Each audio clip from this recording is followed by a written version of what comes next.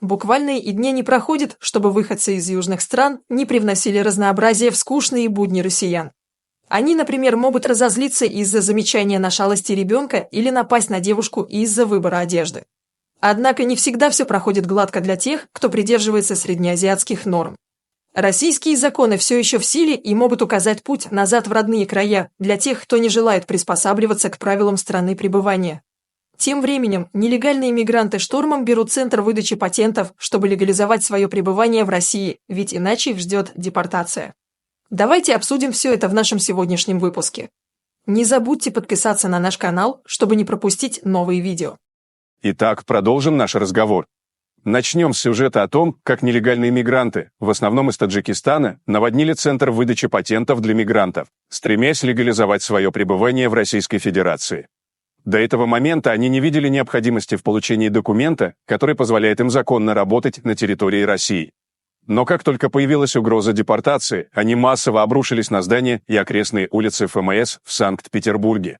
Эти события еще раз подтверждают отсутствие желания у мигрантов из Таджикистана приносить пользу. Их главная цель – обогатиться на территории России любыми доступными способами и отправить заработанные средства своим семьям в Таджикистан. В идеале, они хотели бы перевести всех своих родственников в Россию, чтобы жить в свое удовольствие, не платя налоги и получая социальные льготы. В день наплыва нелегальных мигрантов в УФМС Санкт-Петербурга здание было буквально заблокировано. Толпы гастарбайтеров, которые долгое время находились в нелегальном положении, в один день решили легализовать свое пребывание и оформиться в соответствии с законодательством. Их массовое присутствие парализовало работу сотрудников миграционной службы. А теперь давайте поговорим о том, что творят мигранты в разных регионах нашей страны. Необычное происшествие произошло на днях в Ленинградской области. Неизвестный любитель носков напал на женщину с ребенком и потребовал ее носок. Получив трофей, он скрылся. Кажется, у нас появился новый парфюмер. С отсылкой к одноименному фильму прокомментировали происшествие пользователи в соцсетях. Инцидент произошел в поселке Бугры Ленинградской области. Молодой человек в черно-красном костюме долго наблюдал за женщиной, гуляющей с ребенком. В один момент он подошел к ней, схватил за ногу и потребовал один носок. Получив его, любитель носков скрылся с места происшествия. Что это было, никто не понял, но женщина обратилась в полицию. Занимательный эпизод произошел недавно и в Челябинске. Таджик по имени Исламиддин, управлявший автомобилем, едва не сбил двух девушек на велосипедах. После того, как он остановился, он начал упрекать их за их одежду, которая не соответствовала традициям его родной страны. «У нас так не ходят», — возмутился Исламиддин. «Где у вас-то?» «Вот и уезжай туда-обратно», — услышал он решительный ответ. Оказалось, что одна из велосипедисток — это Ирина Алексеева, чемпионка мира и России по самбо, боец UFC в легчайшем весе. Девушка решила не прибегать к силе и пообещала подать заявление на таджикского нарушителя. Согласно данным МВД, Исламиддина уже арестовали. После этого он был вынужден извиниться перед всеми девушками города. «Больше такого не повторится», — обратился он к горожанкам. В Астрахани мигранты выгнали из школьного спортзала русских детей, чтобы совершить молитву. Исламисты приехали в город на соревнования по боевым искусствам, которые проходили в местном спортивном комплексе. В один момент они потребовали от русских детей, занимающихся спортом в зале, покинуть его, так как нам нужно молиться, а вы неверные. Подросткам пришлось подчиниться требованиям. Тот факт, что в наших школах запрещено проведение любых религиозных обрядов, их совсем не смутило. Не говоря уже о том, что выгнать кого-либо ради молитвы – это настоящая религиозная и национальная дискриминация. Но для исламистов никакой закон никогда не был обязательным к исполнению. В Новосибирске мигрант, вооруженный ножом, проник в Знаменскую церковь, при этом крича «Аллах Акбар». Охранник, заметивший злоумышленника, активировал тревожную кнопку и попытался остановить мусульманина, получив при этом ножевые ранения в голову и ключицу. Тем не менее, ему удалось отразить атаку. Быстро прибывшие на место происшествия силовики задержали террориста, которым оказался Абдуллох. В настоящее время он находится в изоляторе, где готовится к возбуждению уголовного дела. Откуда берутся такие радикалы, становится понятным из следующего события. Несколько месяцев назад 17-летний мальчик Бурхивали, ранее проживавший в Таджикистане, начал проявлять интерес к своей однокласснице, но девочка четко дала понять, что ничего не выйдет. Тогда Бурхивали начал ее оскорблять. Девочка увидела оскорбительные посты в сети и вызвала одноклассника на встречу, на которую также пришли ее брат и друзья. Встреча закончилась тем, что Бурхивали в лицо распылили перцовку.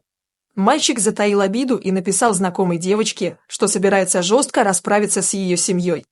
Родные девочки восприняли угрозу серьезно, зафиксировали сообщение и обратились в полицию.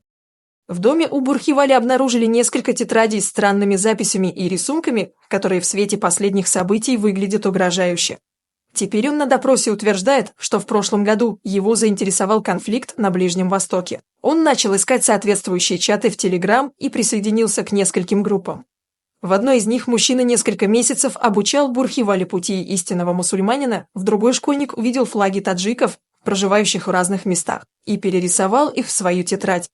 Бурхивали также проявил интерес к личности Усамы бен Ладена и терактам 11 сентября. Он также перерисовал картинку с башнями-близнецами. Согласно информации, сейчас десятиклассника обвиняют в угрозе убийства. Особое внимание правоохранительных органов привлекли чаты и группы, в которых состоял Бурхивали. По всей видимости, экстремисты активно пытались завербовать парня. Еще одна новость из Ленинградской области. Там, в поселке Мурино Приезжий из Ингушетии, гражданин открыл огонь из травматического оружия по местным жителям, которые сделали замечание его жене, одетой в паранджу, что вызвало недовольство местных. Можно понять реакцию людей. Ведь прошло всего 2 месяца после теракта в Крокус-Сити-Холле, где погибло 144 человека. Так что такая реакция вполне ожидаема. Однако мужчина из Ингушетии достал пистолет и начал стрелять в людей, сделавших замечание. Несмотря на то, что он попал несколько раз, мужчины все же смогли справиться с ним. После драки хулигана срочно доставили в больницу. Сотрудники МВД в настоящее время рассматривают вопрос о возбуждении уголовного дела, причем обвинения могут быть предъявлены как стрелку, так и тем, кто сделал замечание. А теперь перейдем к действительно важным новостям. Недавно МГУ имени Ломоносова и казанские вузы разработали и презентовали программу «Исламские финансы». Когда начинаешь размышлять, почему появилась такая программа и зачем она вообще нужна, в голову приходят всякие неприятные мысли. Вероятно, исламские финансы – это что-то крайне необходимое для существования всяких рынков по типу садовод и так далее. Но что, этические анклавы уже есть, целые сферы бизнеса захвачены, теперь будет своя финансовая система. Шариатские патрули мы уже видели в таких районах, верной дорогой идете, товарищи. Пишет автор одного из телеграм-каналов. На днях также выяснилось, что мигрантам не обязательно служить в армии. Так, Государственная Дума отклонила законопроект о лишении гражданства России мигрантов, уклоняющихся от службы в армии. Об этом сообщил парламентарий Михаил Матвеев. Теперь прибывшие в нашу страну мигранты смогут продолжать уклоняться от призыва, не беспокоясь о выполнении обязательств перед государством, гражданами которого они недавно стали. При этом они первыми бегут за получением материнского капитала и социальных пособий, требуя больших и быстрых выплат. А что насчет всего этого думаете вы, уважаемые зрители?